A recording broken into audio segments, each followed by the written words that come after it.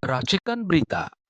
Assalamualaikum warahmatullahi wabarakatuh. Waalaikumsalam. Kembali kita berjumpa di channel UI Watch yang seru ini, dimana kali ini kita agak berbeda topiknya, yaitu kita akan membahas tentang situasi negeri kita yang sedang euforia dengan sepak bola. Ya, euforia di sini artinya menyambut gembira, namun juga di last minute ternyata berbeda.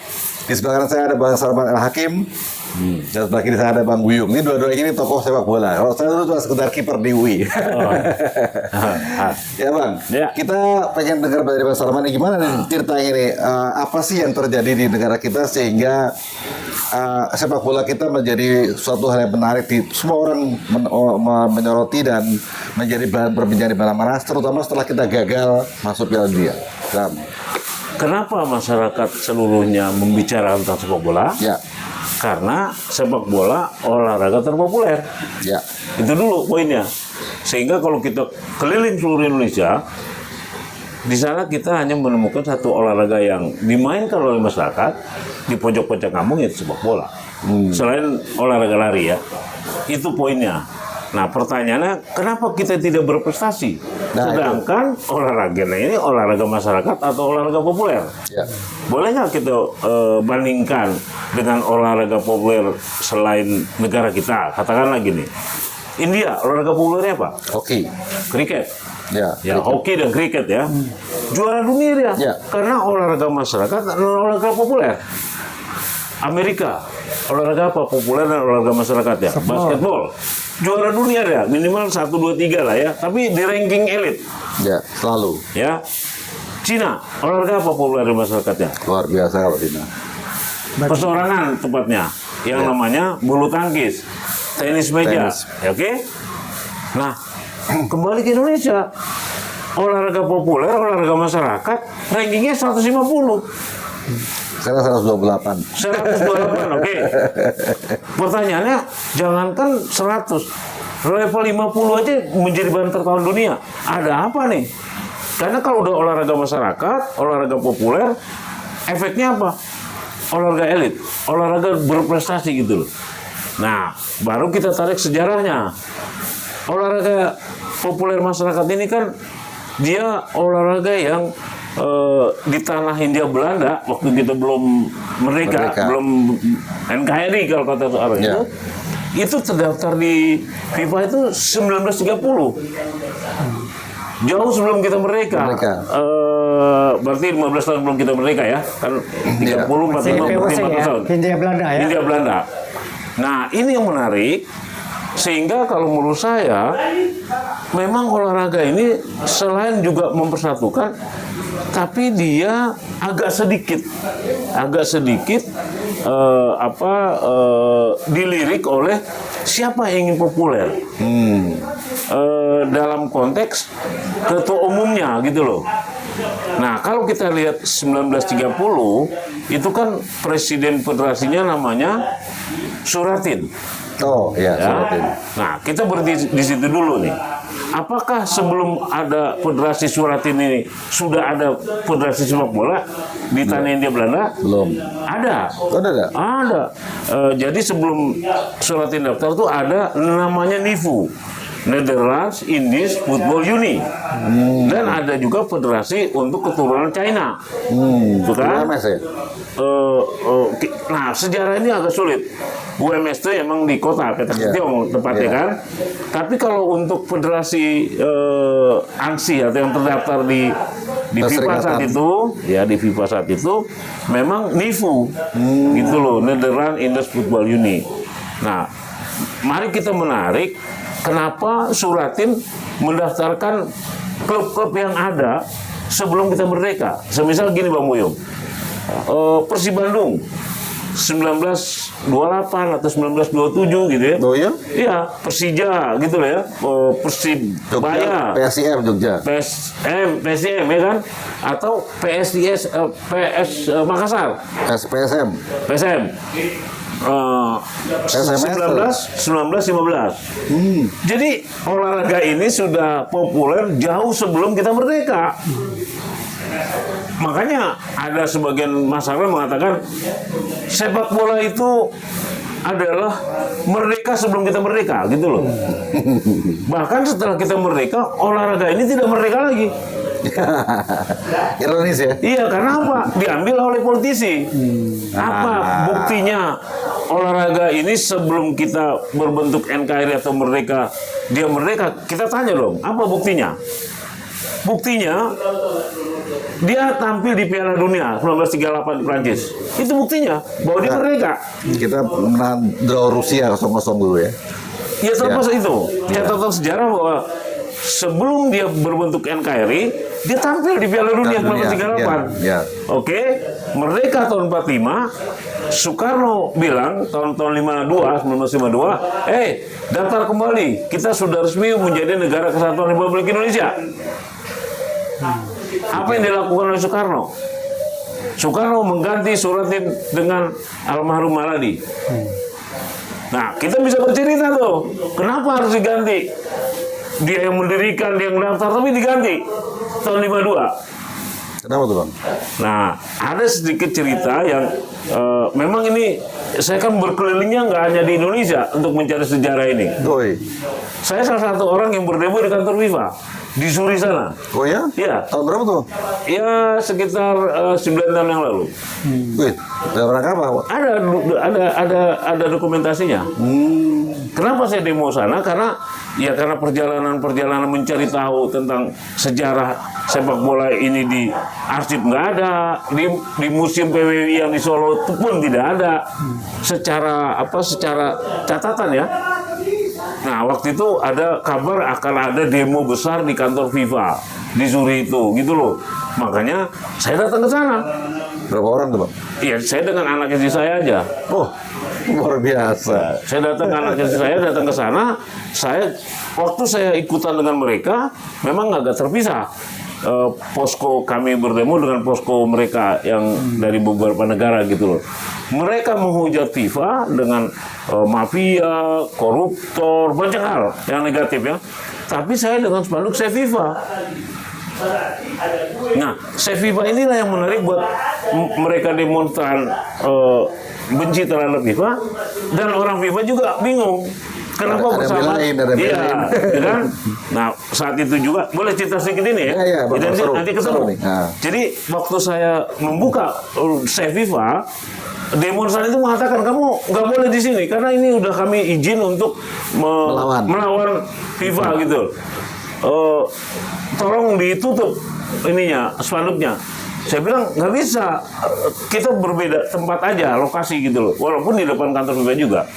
Tapi ada satu demonstran menanyakan begini, apa dasar kamu tetap membela FIFA? Saya jawab bahwa yang pasti saya bilang, federasi kami ini yang namanya hari ini PSSI menuju jalan kita membentuk negara gitu loh. Jadi waktu kita daftar, kami belum punya negara. Beda dengan kamu. Kamu mendaftar sudah ada dalam negara gitu loh. Nah, akhirnya dia bilang apa buktinya? Lihat di Google kan mudah tuh. Dia langsung dia appreciate. Jadi federasi inilah yang menyatukan negara. Iya, negara kami gitu loh. Akhirnya ya gabung kami gitu loh. Nah, setelah itu ada orang FIFA juga menanyakan apa reason kamu membuat Save FIFA ini? Ya saya juga bilang bahwa dengan FIFA saat itu memang kantornya di Paris. Kantor FIFA itu belum di Zurich, belum di Swiss, tapi di Paris. Apa dasarnya? Ya saya bilang, Anda menerima, kami membentuk negara. Nah, FIFA juga bilang begitu. Kalau nggak salah, ya. Waktu itu FIFA memang membutuhkan anggota, gitu loh, atau hal yang lain. Tapi bentuk aksi kami ini adalah aksi yang mendapat appreciate. Nah, dapat appreciate ini, saya dengan istri saya untuk besoknya diperbolehkan masuk ke kantor FIFA.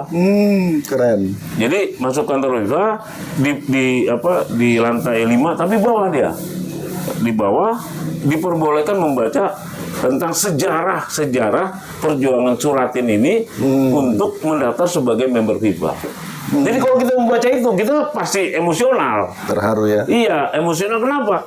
Ada orang yang memilih jalan ini kan, memilih jalan. Memperjuangkan Iya, olahraga sepak daripada bola. konflik yang saat itu kan ada konflik keagamaan, ada konflik demokrasi dalam bentuk negara kesatuan, banyak hal. Nah, Suratini ini kan lulusan Jerman. Jadi dia lulusan Jerman, pulang, bukan dia bekerja, tapi malah mendaftarkan klub-klub yang ada di Hindia Belanda itu. Luar biasa. Itu, nah makanya saya bilang kalau mau bicara PSSI hari ini, sebetulnya bicara sejarahnya dulu. Bagaimana perjuangan dia mendaftar, siapa yang membiayai, berapa orang dia, gitu kan nggak ada catatannya. Sekarang beda Bang ya. Beda. Bang Boy gimana Bang? Kalau saya lihat sekarang aja, Ya, kita udah ada persatuan seperti melanjutin tadi Surati Ya. diganti. Lihat kondisi yang ada. Saya pemain bola dulu, Ya. ya di UI dan di mahasiswa. Ya. Pada saat itu ada Baron. Ya. Saya di tim mahasiswa. Kebetulan kalau di UI saya di sana dan beliau lebih tahu ini kebetulan kiper kita Ya. di Fakultas Hukum dulu. ya, Nah, jadi kenapa ya kita nggak pernah menang? Kebetulan saya pernah kerja juga, bukan kerja, aktif di PSSI PSSI. ya. Jadi memang kalau dibilang dipolitisasi sepak bola ini betul. Ya, waktu saya sama Cardono, ya ada di situ Nuka Besus, ada Max Boboy, ya itu saya lihat untuk ini main bola ini hanya untuk kepentingan apa ya? Nama pribadi. Nama ya supaya ada dulu lah. Ya, Levelnya masih level nasional. ya, Ya, untuk mempersatukan bangsa ini. Ya. Tujuannya mempersatukan bangsa ini. ya, Tapi mereka juga nggak punya dana, cari duit. ya, ya. Nah, cari duit ini terjadi hal-hal yang tidak pantas. Ada korupsi dah. Nah, dibilang korupsi juga saya belum ada bukti. Tapi Ya. kalau tim dari misalnya dari Medan, dari Jakarta, Surabaya, Bandung, ini yang selalu 4 besar inilah yang PSSI menghasilkan duit. Nah, ya, jadi penontonnya banyak. Ya. Tapi waktu dulu kan masih zamannya Soeharto. Ya, saya hanya ngelihat dari segi pendanaan aja. Kalau dari segi politis, mungkin kita tahu. Ya, Soeharto 35 tahun. 32. 32. Nah, pada saat itu pendanaan itu dari APBN.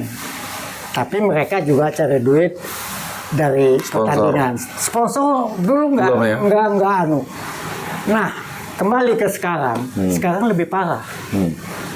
Kalau dulu dibilang penjudi, dari dulu sudah ada penjudi. Mafia itu dari dulu. Ya, sehingga kalau kita tim ini mau menang, misalnya Persib mau menang, itu mafia mengatur skornya. Ya. Jadi tiap tahun tuh oke, tahun ini si dari Persib, tahun depan PSMS, tahun depan Persija, tahun depan lagi misalnya bergilir. Nah, itu semua wasit, ya pelatih, pemain diduitin. Nah, Nah, boleh. ini yang bikin kita rusak. Bang Ya. Selamat, bilang. Bisa saya potong ya sedikit ya. Ya. Nah, yang diceritakan Bang Buyung itulah yang saya baca di dokumen FIFA di Zurich sana. Oh, Jadi perjudian ini memang luar biasa Indonesia ini. Ya. Karena olahraga populer.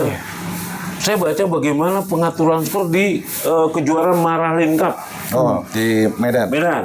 Ya. Ya. Saya membaca bagaimana seorang penjudi atau pengatur skor itu mampu menyuap Peter Shilton, kiper Inggris. Jadi kalau abang bilang tadi, itu memang itu resiko bang. Sepak bola itu memang risiko dengan perjudian. Tapi yang nggak boleh mengatur pertandingan. Itu negatifnya.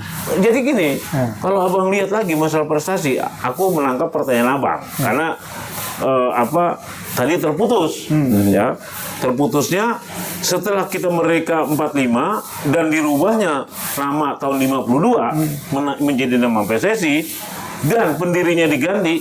dari Suratin jadi Maladi, itulah politik dimulai di sepak bola. Oleh siapa? Oleh Soekarno. Apa buktinya? Tahun 54 tuh itu Piala Dunia tuh, 54. Ya. Kan setelah Perang Dunia 42 46 nggak ada Piala Dunia. Ya. Dimulai lagi tahun 50 di Brazil, Kita belum ikut. ya. Dan di situ juga terjadi pengaturan skor yang luar biasa di Brazil sehingga Brazil kalah sama Uruguay. Padahal dunia sudah membawa trofi, Brazil pasti juara, ya. oke? Tapi terjadi lagi pengaturan skor. Tapi tidak ditlanjuti di tingkat pengadilan karena hakim tertinggi, keputusan tertinggi di sepak bola itu cuma 2x45. Lebih dari itu nggak ada pengadilannya. Nah itulah dimanfaatkan oleh dunia sebetulnya, dimanfaatkan oleh bandar-bandar judi. Oke, saya lanjutin lagi tahun 54 ada Piala Dunia di Swiss, ya. Babak terakhir Indonesia harus ikut, harus menang dan harus menjadi peserta tahun 54 di Swiss. Tapi apa yang terjadi? Sebelum lolos di 54 itu Indonesia bertemu dengan Israel. Apa tindakan Soekarno? Ngawain. Mundur. Nah, disitulah yang menurut saya satu sepak bola tidak merdeka, sepak bola jadi alat politik. Nah, pasca itu apakah kita ada lagi harapan ikut Piala Dunia? Ada tahun 1986 Meksiko. Itu kalau misalkan ada nanti tokonya kita bawa kemari, dia tahu bagaimana karena dia peserta, karena dia pemain. Dia melihat bahwa itu Siapa? Noah Meriam namanya. Oh, saya Meriam. kenal. Nah, dia bisa mengatakan saya itu masih muda tapi saya tahu itu terjadi penyuapan. Tuh. Jadi kalau kita katakan bola ini memang perjudian, nggak bisa dihindari, Bos. Oke. Tapi nggak itu boleh, segi itu negatifnya, betul, ya. ya, segi positifnya, bola ini bisa mempersatukan bangsa. Ya. Ya. Saya lihat positifnya. Ya. Jadi walaupun kita terpecah-pecah, ya, tapi Ketika bangsa ini bisa bersatu. ketika Karena tim kita main. Nah, semangat dari kesukuan. Ya, kalau ke Persija kan Jakarta, Ya. PSMS Medan. Ya. Itu anunya, girohnya daerah itu Hilang begitu mau tim nasional. begitu masuk tim nasional udah selesai. Tapi kembali namanya bola, mafia ini memang memanfaatkan benar. Ya. Nah, andaikan ya pemerintah tidak bisa memberantas mafia bola, ya begini-begini aja. Buktinya sekarang ini seharusnya kita menang loh lawan ini. Gini Bang, kalau Bang mengarah ke sana ya, mempersatukan bangsa, sebetulnya bukan mempersatukan, karena dia olahraga populer, kelasnya hanya hiburan. Iya, mau di samping hiburan. Hiburan Bang ya, nah hiburan. Akibatnya kalau dia mempersatukan, kalau dia dicurangin, kalau dia memilih ketum PSSI yang brengsek, kalau dia memilih pelatih yang brengsek, masyarakat marah dong. Itu kalau mempersatukan. Zaman saya dulu. Gitu loh. Ini zaman saya dulu. Itu ditunjuk oleh Soeharto. Nah sekarang? Ya, kalau sekarang kan dibilang pemilihan. Enggak juga. Iya, tapi dibilang ini kan Iya. dibilang. Ah. Kita berandai-andai. Iya. Ya. Apa yang terjadi juga kita tahu. Ya, Erick Thohir menangnya bagaimana kita Iya, tahu. betul, ya. Bang. Ya. Semua itu main. Iya. Fulus. Ya, fulus semua. Nah, yang kita sedihkan dari situ aja sudah bermain. Nah, apalagi sekarang ini ada cerita pelatih kita yang sekarang ini penjudi dan kemarin menang karena dia ya namanya penyerang dijadiin back. Ya. Ya, Sayuri. ya. Sayuri jadiin back. Itu untuk Patrick Bang ya. Iya. Sebenarnya kalau fair, STI juga sama kok. Iya. Ini jadi orang dibelah nih hari ini Bang. Ini kita bicara Indonesia loh. Iya, Indonesia. Nah, STI itu nggak pernah melatih orang, dia bintang iklan. Jadi ini maksud saya, kita nih objektif lah. Iya. Kita nih UI nih, kita bertanggung jawab. Kita punya intelektual untuk ini Iya, gitu loh. iya. Jadi jangan mau dibawa oleh buzzer, STY, PT, enggak. Ini bereaksi di federasi gitu loh. Saya ini Bang, orang yang dibully karena menolak STY. Dasar daripada penunjukan STY adalah Korea Selatan bisa mengalahkan Jerman. Kan Tapi gitu. dengan adanya STY kan kita Ada peningkatan. ada peningkatan. Iya makanya dulu Bang. Jadi kan saya dasar Tapi penunjukan gini STY lah, dulu saya nih. pengen pelatih itu tidak penjudi, tidak disogok, dan dia anti mafia. Ya makanya saya Itu ceritakan ya, dulu nih. Ya, ini kita dengar Saya sama-sama ceritakan dulu. dulu nih. Ya. Karena saya langsung melihat STY waktu Korea Selatan mengalahkan Jerman. Ya. Di Piala Dunia 2018 di Moskow, di Rusia. Saya nonton di kota Kazan namanya. Ya Bang ya. Kenapa Korea Selatan bisa mengalahkan Jerman? Penyebab utamanya adalah panas. Saat itu panas menuju 52. Wow. Dari 48 sampai 52. Saya hadir sana. Apa reaksi dari para pemain dan kru atau kepelatihan turun dari hotel itu? Jerman bilang, ini udah tidak ada kemanusiaan katanya. Panas ini gitu loh. Bahkan saya dapat tiket tuh dikasih oleh ini salah satu Penonton. bukan dari kru Jerman. Jadi di kafe itu Dia nggak mau nggak nonton. secara langsung. Udah kamu nonton, makanya nonton pas di bawah itu gitu. Oh, keren dong. Ya kan? Saya melihat bagaimana reaksi daripada para pemain Jerman. Kalah itu kenapa? Dia udah mau keluar. Jadi ada suatu reaksi, diambil aqua di bawah, di pinggir lapangan itu panas dia buang. Dan golnya itu gol pertama, gol kedua itu kiper udah ke depan aja gitu loh. Itu dasar saya menolak STY menjadi pelatih timnas. Dan STY menjadi timnas ini karena agen. Jadi timnas kita ini ditentukan oleh agen pemain. Nah, Ya semua kan juga pakai agen, ya. Ya. Tapi kan kembali, Ya, agen itu kita lihat track record lah ya, apa yang dilakukan STY selama ini, ya. Dia bisa membangun, ya. Paling nggak mental loh. Saya lihat dengan kehadiran dia, mental pemain kita itu pemain kita punya harga diri, punya mental pejuang. pemain kita berapa orang di zaman STY? Banyak. Pemain kita loh? Iya. Berapa orang? Waktu zaman STY banyak, yang sekarang ini yang nggak ada. Enggak, banyaknya berapa orang aja. Hanya sedikit, Bang. Ya kan, naturalisasi terbanyak itu diawali STY, dilanjutkan oleh Patrick, gitu loh, Bang. Ya. Oke? Tapi Apa Patrick kalau- hampir 200% tuh udah. Ya makanya, Nah, saya melihat gini, zaman Bang. SBY cuma 3 yang saya lihat. Iya, makanya misalnya kan gini, kita nih membawa UI Watch, suatu Ya. lembaga yang akademik, Ya. intelektual gitu loh. Kalau mohon maaf ya Bang, ya, kalau kita mentolerir apa yang dilakukan STY, Ya. itu dengan begini-begini, kita juga menambah kesulitan Sekarang untuk siapa memberantas. pilihannya siapa? Pilihan untuk itu dulu, pilihan untuk siapa? Pilihan Pelatih. Makanya saya bilang, kerusakan di federasi kita ini bukan di pelatih, di ketumnya Bang. Itu masalahnya. Ya kan, Abang bilang tadi, saya ini 4 kali lolos menjadi calon ketum PSSI. 4 kali Bang. Gitu loh. 4 kali saya berdialog, saya katakan, mohon maaf, preferensi Anda menjadi ketum PSSI apa nih gitu loh. Mereka nggak bisa jawab. Niagara yang saya tantang katanya gini Bang, Man, nanti kalau untuk ini waktunya gue untuk Negara memilih dari bola ya? negara bola, iya. Bola. Ah, nanti kita akan tampilkan debat publik secara nasional siapa calon ketum PSSI yang terpilih yang menjawab tantangan zaman katanya. Nggak berani tuh. Bukan nggak berani mereka. Kalau soal pemilihan itu, saya pernah jadi panitia. Saya tahu lah permainan di sana, ya. Itu sudah disetting semua. Ya itulah masalahnya. Itu masalahnya. Makanya saya Jadi kalau bilang. satu kita nggak punya duit, yang kedua kita nggak punya kemampuan, ya. Dianggap kalau kita punya kemampuan pun kalau nggak punya duit, selesai. Nah ini yang kenapa kita nggak tabrak Bang, karena Saya mau nabrak kayak. Saya berani, Bang. Buktinya kalah terus. Bukan kalah Bang, bukan kalah loh. Kalau kalah gue nggak berani ngomong masalah bola lagi. Oke. Gitu loh. Itu Bang. Jadi kalau menurut gue gini, kita kan gini Bang ya. Kita nih harus sama-sama mengatakan hari ini bukan pelatih.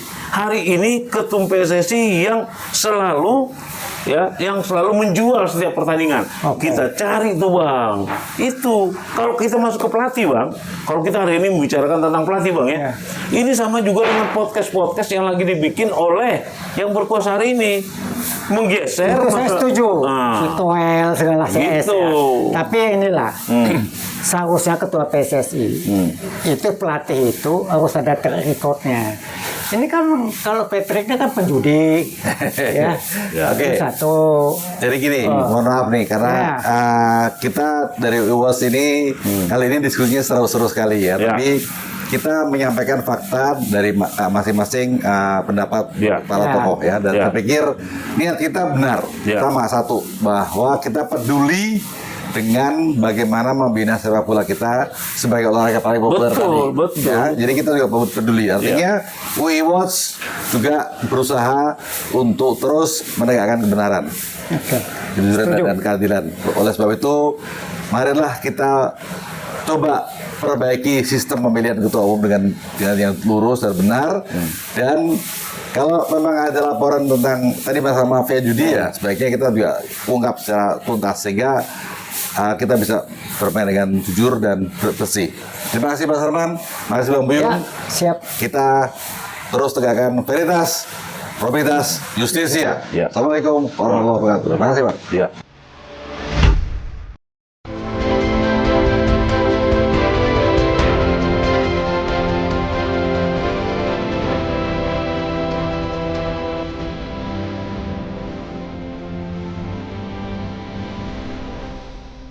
Racikan Berita